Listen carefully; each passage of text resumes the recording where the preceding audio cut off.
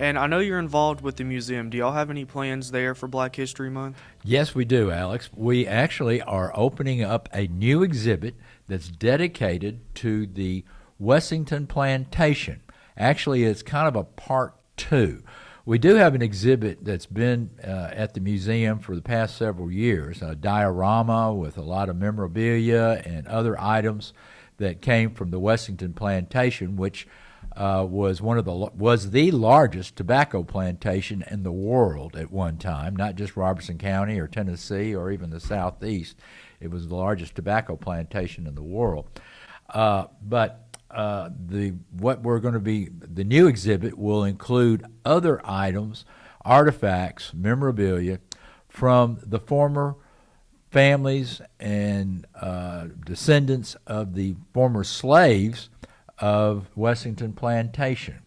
In other words, we will be telling the rest of the story. We asked John Baker, who wrote the book, The Washingtons of Wessington, which is a great book. It should be taught in every school. In fact, if we got time, I can tell a brief story about how this came about. And it came about in the middle school, Springfield Middle School at the time.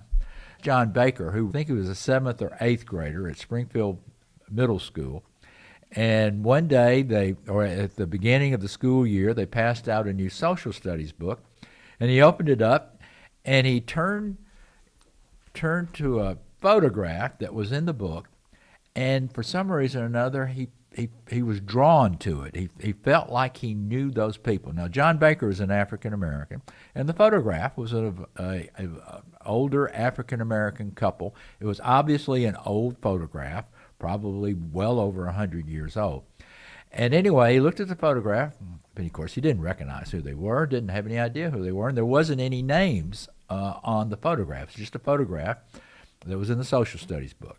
And it appeared to be, talking about Reconstruction or what happened after the Civil War. Anyway, he brought the book home, and he showed it to his mother, and he said, "Mom, I want you to take a look at this photograph. For some reason, I feel like I know these people." And she looked at it and says, "Well, I don't know how you can say that because I certainly don't know them.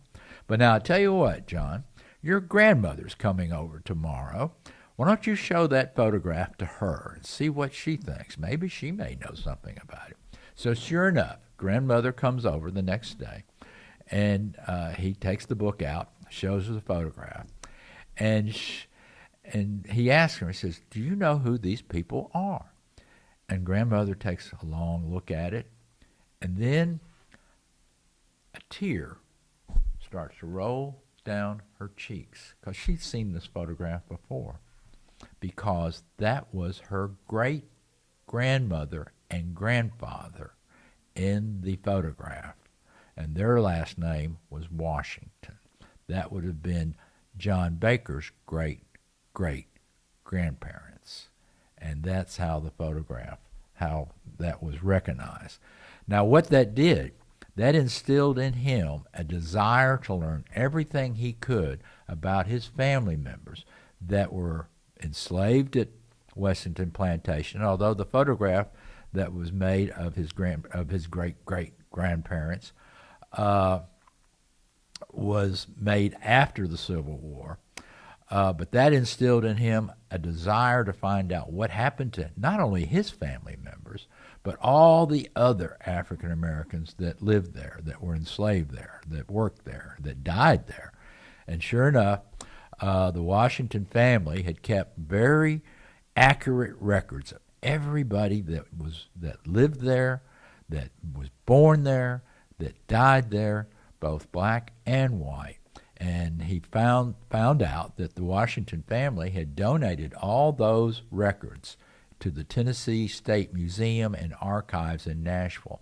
So then he got his mother and dad to start driving him to Nashville, where he could research and go through all those records, all those old archives, well over 100 years old. And he was able to piece together the story of his family, and then also be able to trace the genealogical record of not only his family, but all the other families that are there. Thank you for sharing that. I can't wait to check out the exhibit for myself. Well, thank you, Alex. We want you to come up there, and we want you to encourage all your friends and neighbors and family members to come to the Robertson County History Museum. The exhibit will be opening up February the 19th, I believe it is. And anyway, we're excited about it. You'll learn more about the history of Robertson County.